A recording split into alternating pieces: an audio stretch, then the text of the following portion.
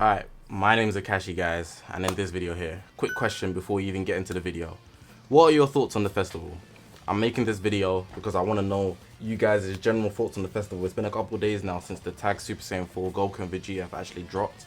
And at first, I feel like people kind of just get a bit rowdy with the opinions they have. They just want to make sharp opinions for the sake of it. But now that it's been a couple of days, I feel like everybody has a much more settled down thought process on what they actually feel their opinion on the festival actually is. Let me refocus this. Yeah, so I want to make this video to get you guys' thoughts, so definitely leave a comment down below, and I'm actually going to check them out and probably use it for a video in the future.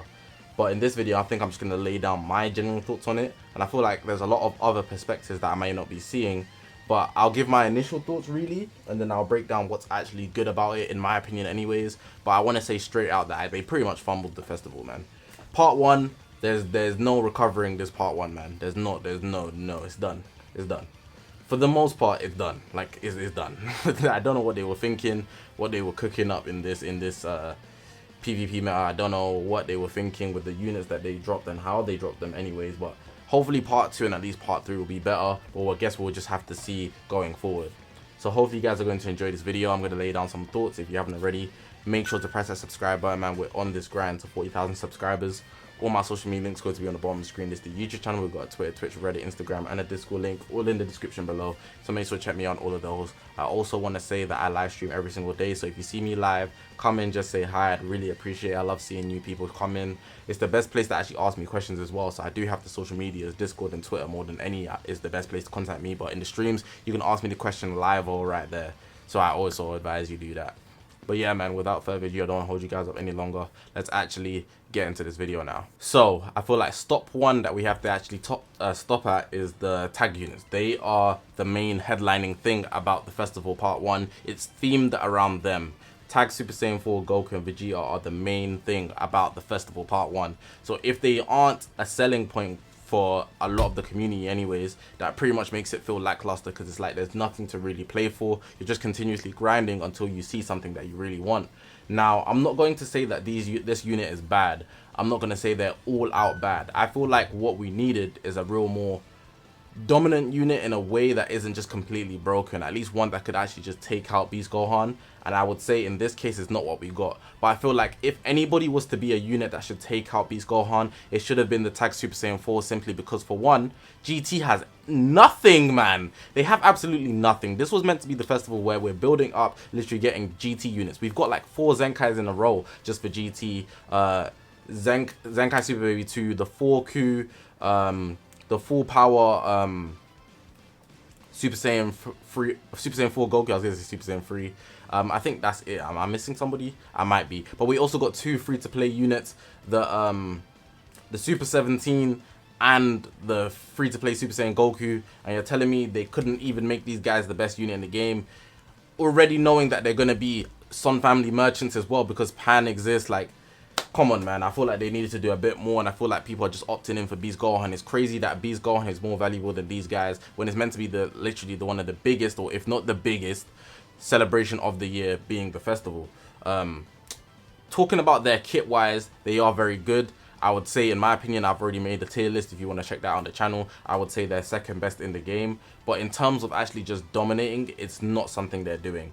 Their animations, let's talk on those. So if we just look at the animation, right, I'm gonna just load it up here in the summon. I feel like the animation's actually good. I feel like a lot of people are just downplaying it heavily. I have sound down, so you're not gonna be able to hear it. I should actually turn them up for the next part. But I feel like, generally speaking, the animation's actually really, really good.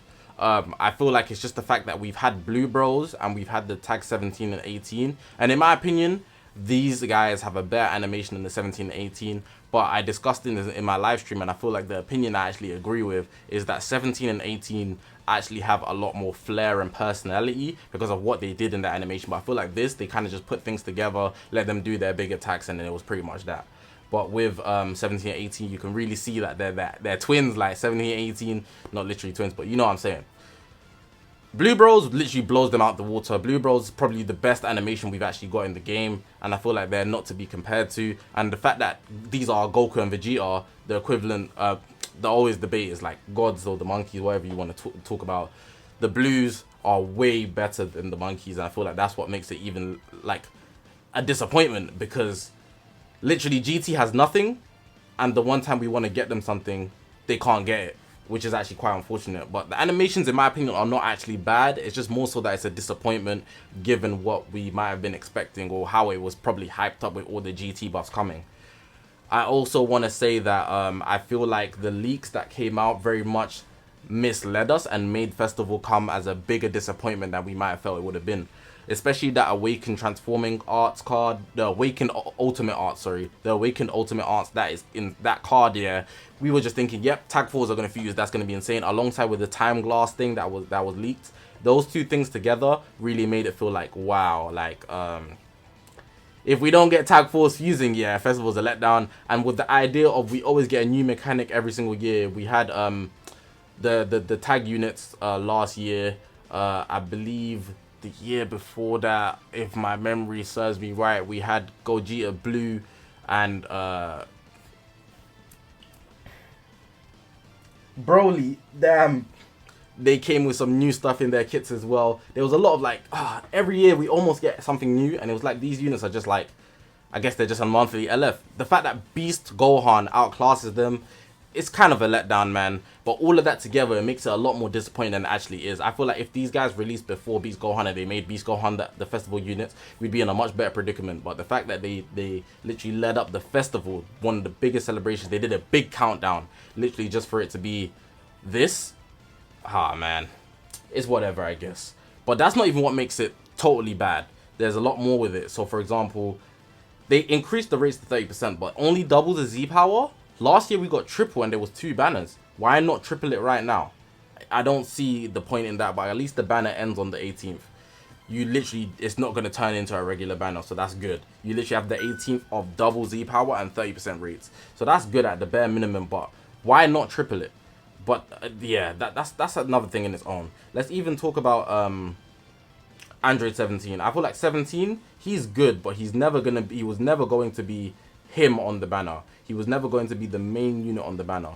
He was always going to be just a 1% sparking. You can't expect more from him, but he does what he needs to do, so I'm at least happy with him. We didn't expect him as well. I feel like a lot of people, nobody pretty much expected him, so I feel like he's a good unit to come on the festival. I like him a lot.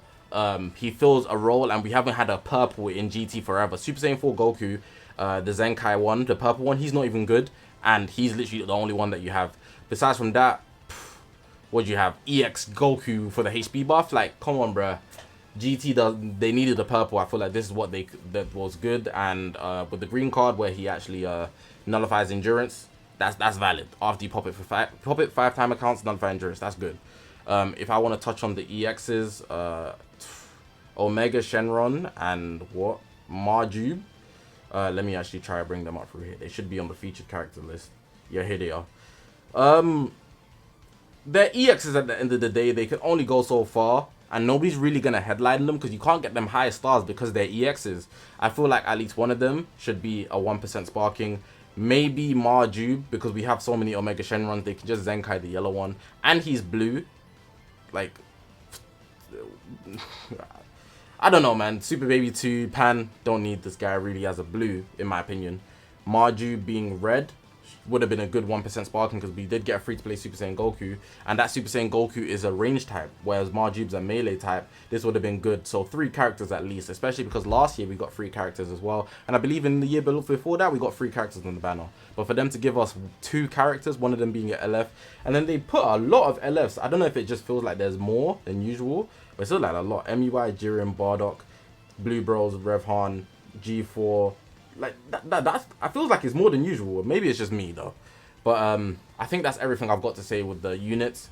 Blue Bros animations are, Tag 4's animations are good, but they're not as good as Blue Bros, and that was the last year expectation, so disappointment. 17's cool, he's tidy, whatever. The EXs, I think at least Marjube should have been a 1%, but outside of that, not really much more to say about the units at least. Now, the other thing that I would touch on about the festival is simply the events. I feel like the events, they've done a good job. I'm not gonna lie. The only thing I would actually just make a complaint about is the fact that they locked so many things through the exchange shop. I hate how they do that. Especially the Chrono Crystals. For the guys that are above 20,000 chrono crystals, it just puts them in a position where it's like, oh, now you actually have to spend your CCs to even take advantage of the festival. Like, they're forcing you to spend your CCs so that you can get more CCs. It's basically saying, if you're not celebrating the festival, you can't benefit from the festival. That's like, wow, you know? Some people, they want to save for their favorite character. They don't want to just celebrate it because it's the festival. It's not every unit that's going to be useful for every person. You want to get your favorite characters. Toshi said that so many times. You're interested in your favorite characters. Why would they, like, barricade us from getting more CCs, especially through the exchange shop? I understand the shop with the 20k CC limit, but the exchange shop, there's no reason to do that. I feel like that's just really a cheap tactic to get people to actually spend more. Turn on the audio here because I did not have it on. The chrono crystals available in the exchange shop are good though, nevertheless. For the most people, they would be actually under 20k anyways, so they can benefit from it. But for the guys, the soldiers that are good at saving, they have financial advisors for Dragon Ball Legends. You guys with your accountants, you guys are doing a good job. Keep doing what you're doing. The LF banner, this shop, I believe they released this thing 3 times. I don't think I've ever seen it before. Let me just check the Beast Hunt banner just before I make a crazy point. Yeah, they don't have it on the Beast Hunt banner. You can get 3 because they expect us to summon a lot. You can see they're really pushing you to summon a lot. They're giving you a bargain if you collect enough coins. So if you buy 3 in one go, you get for 13. So you get one of the tickets discounted, which is actually obviously in benefit to you. But then that's pushing you to summon more so you can get more tickets. Again, it's a good addition because a lot of people do that anyways. But again, it's more so just like some people just want to save. The festival, Hoi Poi, Jesus, this is an amazing shop. I bought out almost a lot of it, so it looks empty, right? But there was LLZ power here, CCs. You can literally get unlimited skip tickets. Zenny, slot removal is limited, unfortunately. But there was a lot of energies in here. It's insane, bro. It's actually insane how good this exchange shop is. I really mess with it. I will say the festival plates here, the festival medals, sorry, very, very good. The exchange shop is actually very valuable. It's just going to take a long time unless you're sweating out the raid like you have no life.